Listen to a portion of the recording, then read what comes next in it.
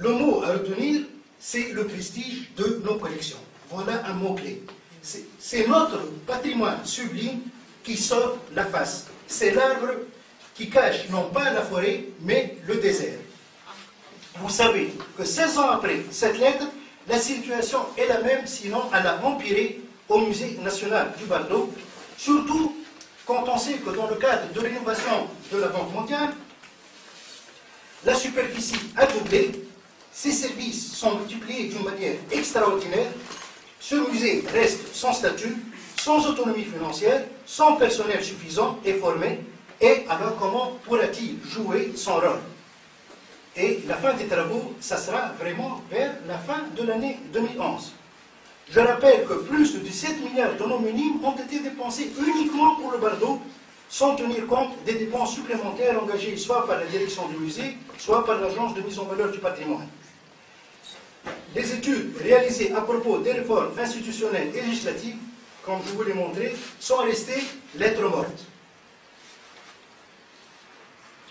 Aucun secteur ne peut fonctionner et être performant, avoir une bonne gestion du présent et des projections claires pour l'avenir, sans statut juridique réglementant son fonctionnement, ses prérogatives et définitions, ses moyens.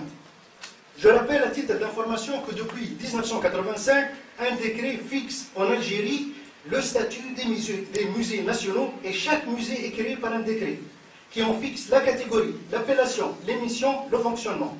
Cet exemple si proche est édifiant. Je ne citerai pas l'Égypte ni la totalité des pays anglophones d'Afrique et la plupart des pays francophones de notre continent. Qu'en est-il chez nous? Pourquoi cette situation?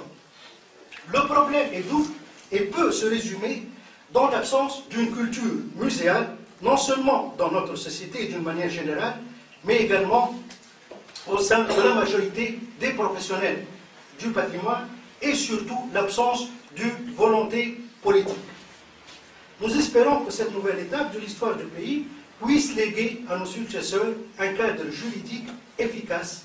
Cette loi prévoit, entre autres réglementations, que toute création future de musée doit être soumise à la publication d'un décret spécifiant le statut juridique, la nature des collections et les orientations thématiques, sa classe selon la présente loi, c'est-à-dire soit des musées autonomes, soit des musées non autonomes, sa dotation en personnel qualifié et les missions spécifiques de ses employés, ainsi que ses ressources financières pour la création et surtout pour le fonctionnement. Parce qu'il ne suffit pas de créer, il faut aussi faire fonctionner ces institutions. Le problème du personnel et des métiers du musée, avec leur spécificité, est un problème crucial pour l'avenir du secteur, d'autant plus que le passif est énorme. Il faudrait plusieurs années pour le résorber. Vous savez que les besoins pour le Bardo, Sousse, Gerba et Kerouan sont de 187 postes à créer. Pour le reste des musées et projets, c'est 520 postes. Donc nous avons un déficit total de 707 postes, toutes spécialités confondues. Le nombre disponible actuellement est de 177 personnes. Donc un déficit, 177, un déficit de 503 postes au total pour toute la Tunisie. Vous voyez comment, avec toutes spécialités confondues. Ce nombre va permettre, s'il est disponible, si les gens sont formés, va pouvoir donner la possibilité à ces institutions de jouer leur véritable rôle. Quand je dis rôle, il y a plusieurs rôles pour ces musées. L'autonomie même de la direction du musée semble être une solution salutaire pour ce secteur. Le musée tunisien doit pouvoir s'intégrer dans la vague de modernité qui submerge les musées dans le monde. Cela nécessite une nouvelle politique et une réforme générale donc. L'État tunisien a un prestige à défendre et doit normalement se conformer aux règles en vigueur dans le monde quant aux principes fondamentaux de la conservation, sécurité, animation, communication, diffusion, formation, éducation, recherche, délégation, toutes les fonctions d'un musée moderne. Notre histoire, notre patrimoine, l'un des plus riches en Méditerranée et de le monde, exige une refonte totale de notre politique culturelle. Juste à titre d'information, l'un des ouvrages, comment gérer un musée. Donc déjà, pour lire tout ça, dominer tout ça, comment gérer un musée, c'est une séance à part. Quand je parle de sécurité, prévention et sécurité dans les musées, toutes les règles. La semaine dernière, je parlais avec une journaliste, très intelligente d'ailleurs, quand on parle des vols. Le vol, ce n'est pas le plus dangereux pour l'objet, parce qu'on peut retrouver l'objet. Mais si un objet est mal conservé, il sera perdu à jamais. Si un objet n'est pas inventorié et documenté, il sera perdu à jamais. Donc, pour le manuel, pour la conservation préventive, c'est toute une politique. Pour la mise en réserve, c'est toute une politique. Et ça, j'ai apporté un tout petit peu parce que le cartable ne pouvait pas... L'étude donnait un état, donnait donc un statut, excusez-moi, un statut officiel pour les objets.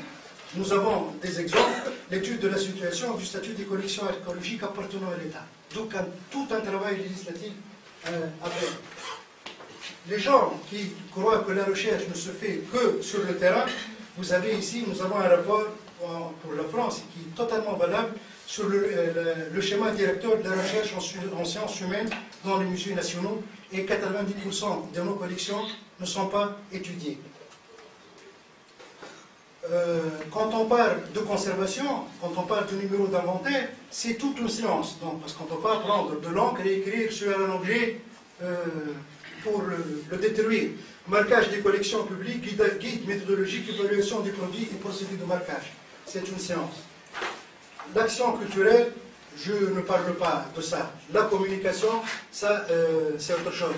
Donc, vous voyez, ce n'est pas peu, c'est un grand chantier et il faut repartir vraiment, disons pas à zéro, mais nous avons des potentialités, mais il faut recadrer, mais avoir une politique claire. Le mot de la fin.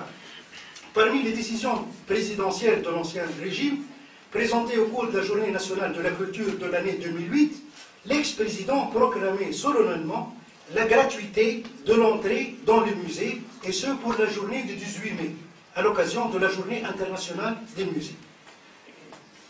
Il fallait lui dire merci, Monsieur le Président, mais c'est déjà le cas depuis plus de 30 ans. Jugez par vous-même la qualité des connaissances patrimoniales des conseillers et ministres, vous comprendrez la situation actuelle. Je vous remercie.